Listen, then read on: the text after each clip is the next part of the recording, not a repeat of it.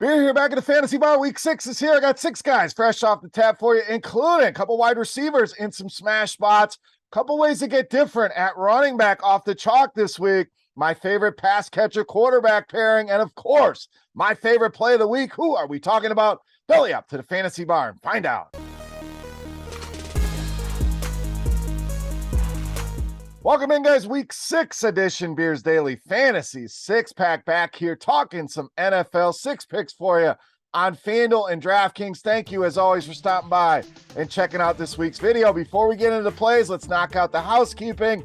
Take a second, click that thumbs up button, guys. Greatly appreciate that. Thank you in advance. Also, make sure you subscribe to the channel. Got this video going on.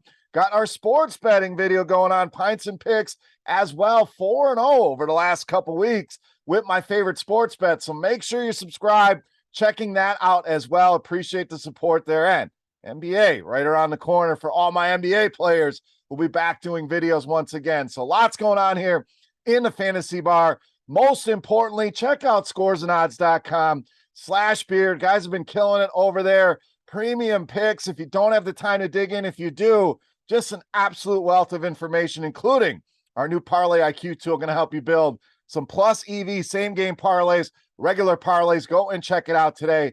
Scoresandodds.com/beer. All right, bye weeks are kicking in. Less games here on this slate. Looks like a fun one. Let's dive in at wide receiver. We're going to start with Chris Godwin of Tampa Bay. Now, last week, Godwin, very, very popular, and I put disappointing in quotation marks. I mean, solid game, not a ceiling game. You'll take it in cash games, but I want to go right back here. Was very popular last week. Now, we got the questionable tag on him as well. We know he's dealing with a lot of injuries. Snaps were down last week.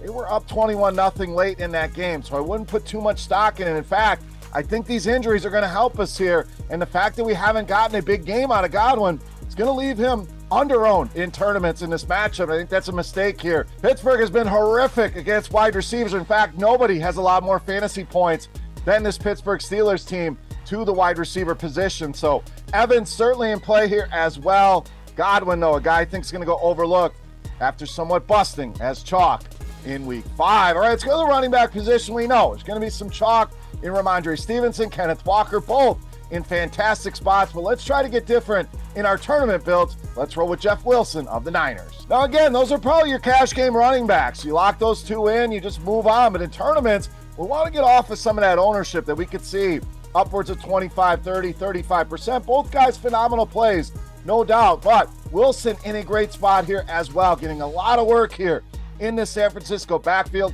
18 touches in 3 of the last 4 games. So really filling that workhorse role here for the Niners. I know Tevin Coleman, kind of a pain in the butt here, stealing some touchdowns. That's part of the deal here with these Niners running backs. But if Wilson's going to get the majority of the work here, they're favorites on the road. Atlanta has struggled against the run. In fact, bottom 6 in the league in DVOA, 10th most fantasy points allowed. And Wilson's ownership looks like it come in under 10%. Jeff Wilson, one of my favorite tournament plays here for week 6. All right, back to the wide receiver position next. Another pivot for us. We're going Alan Lazard of the Packers. The Romeo Doubs looks like he may be one of the highest owned receivers in tournaments, and I see why. The guy's coming on. He's getting targets. He's too cheap on DraftKings. I get all the reasons why. Again, in cash games, makes a lot of sense to roll Romeo Doubs, open up some salary.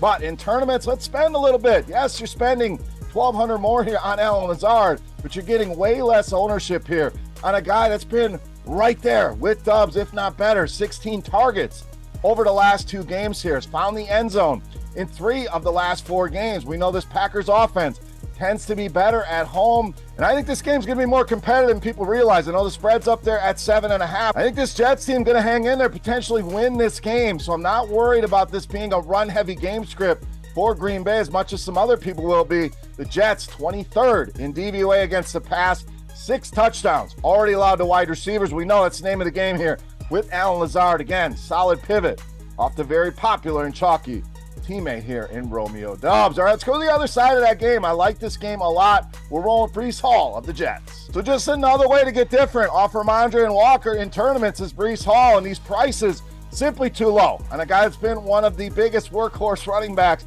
that we've seen. Michael Carter still going to get work, but things are starting to tilt in the favor of Breece Hall. 19.5 touches per game here over the last two. And what I really like here, even if this game is not competitive like I expect it to be, if it is, he's obviously going to be a big part of it on the ground against this bad Green Bay run D. If it gets out of hand, guess what? He does not lose any value. In fact, he becomes an even bigger part of the passing game as they're trying to come back here. So these are exactly the kind of plays I love to roll out, where game script is not going to affect Breece Hall at all. We mentioned Green Bay. It's been years that they've been bad against the run. No different this season. 30th in DVOA against opposing running games. Breece Hall simply too cheap here. Perfect game script no matter what happens here. Buy low here while you can on Breece Hall. All right, let's move on to the tight end position next. We are rolling with Zach Ertz of the Cardinals. So the targets have been there. We get another week without DeAndre Hopkins here, and Ertz has been a guy that Kyler Murray has depended on. 37 targets over the last 4 weeks. In fact, 3 of those games, double-digit targets for Zach Ertz. We know the tight end position has been an absolute dumpster fire here outside of the top 2 or 3 guys here, so we can save some money if you're not spending up on the Kelce's, Andrews of the world with Zach Ertz, who absolutely dominated this Seattle team. 2 matchups last season. We're talking 19 targets, 15 receptions on those targets, 172 yards, went over 80 yards in both games, and 2 touchdowns. So really familiar with this team. Seattle has not gotten better against tight ends. In fact, I'd argue they've gotten worse this season. 2nd most receiving yards allowed to this position, and the most DraftKings points per game by far. They are giving up almost 26 DraftKings points per game to the tight end position. Zach Ertz comes anywhere near that at a sub 5K price point. We are loving life here in week 6. All right, it's time to take a look at my favorite play for week 6. Before we do that, let's continue our Beasts of the Week contest. Easy to play, free to play, and mostly a thank you to you guys for hanging out here in the fantasy bar and checking out the video. All you got to do, get in the comment section right below the video and guess fantasy points for my Beast of the Week on DraftKings. The closest guess is going to win themselves a free week of RotoGrinders Premium. Yes, I said free, a chance to check everything out behind the scenes. And while you're in that comment section, who's your favorite play of the week? Who's your Beast of the Week?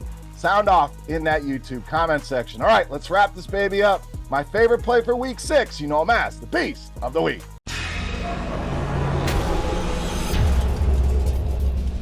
All right, Beast time. We still owe you a quarterback. I promised you my favorite pairing of the week. We are going to pair Zach Ertz with his quarterback, Kyler Murray, this week's Beast of the Week. Now, I know it's been a little bit frustrating here with Kyler Murray early on in the season, but hear me out. Let's walk through things here.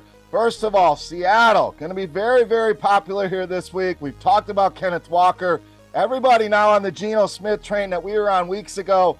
Lockett, Metcalf, everybody going to be very popular here for this Seattle team. Again, cash games makes a lot of sense to ignore the ownership, go with the best plays, the best values. GPPs, we want to find some leverage. We want to flip things over, and I think we do that here, going with this Arizona offense and Kyler Murray. Now, 2 road games, not huge into splits, but kind of interesting here. Averaging over 25 DraftKings points per game on the road. Just been better away from home than he has at home. But what I really like here is this matchup with the Seattle defense. They have been awful. 27 points allowed in 4 straight games. In fact, the last 2 games, they've given up 42 points per game here. So this has the potential to be the shootout of the week. I know Kansas City, Buffalo, going to draw a lot of attention, as it should. But if you are looking for a game to get different, a game that can put up the same type of fireworks that game can, this is the one. Seattle, 8th most fantasy points allowed to the quarterback position. We know Kyler Murray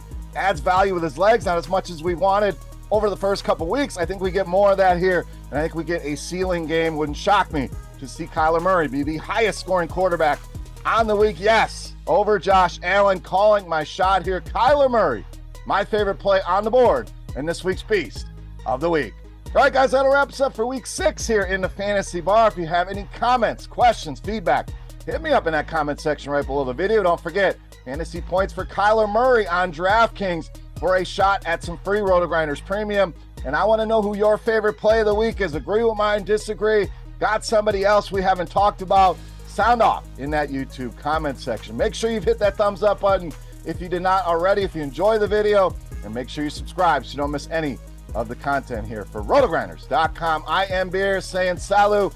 Best of luck on this week 6 slate. Remember, Pints and Picks coming out as well. If you are a sports bettor, check that out. NBA right around the corner. Exciting times here in the fantasy bar. Thank you for watching. Good luck in week 6. We'll see you next week. Hey, thanks for checking out our videos. If you want more expert advice on DraftKings, FanDuel, or any other daily fantasy sports, make sure you check out the current videos playlist